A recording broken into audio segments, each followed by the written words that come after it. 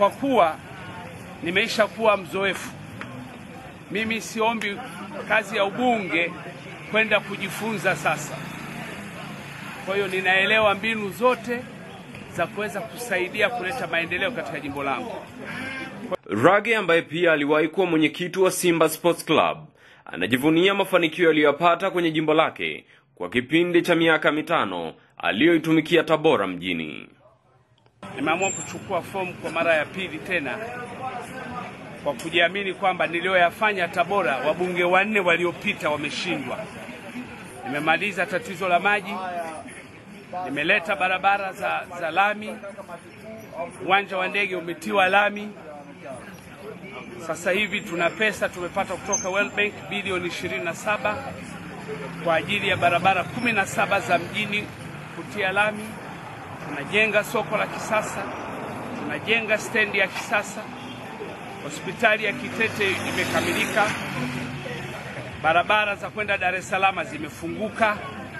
Kwa upande wao, wananchi wa Tabora mjini wanamuona Rage kama shujaa ambaye bado wanahitaji aendelee kuwatumikia. Kufanya jambo inahitaji uwe mwenyeji kidogo na utengeneze mipangilio, kwa sababu bajeti za serikali sio ndani ya mwaka mmoja zinafanya kazi mwaka mmoja. Huenda hoja ya mtu ikafanywa kazi baada ya miaka 3.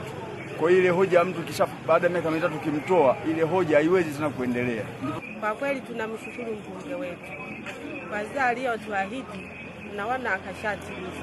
Aliahidi kwamba atatuchimbia kisima na amechimba kisima kimoja cha milioni 18 refu, na amechimba tena Katani pale Kabila kisima cha milioni 18. Kwa hiyo tuna kisima viwili katika kata yetu ya Kabila, na tayari kuna umeme pale Katani umeanza kufanya kazi, na natazamia tena akiendelea katika ridhaa hii, akichukua tena nafasi hii ya kupewa ridhaa na wananchi, atafikisha kwenye vijiji ya kata ya Kabila.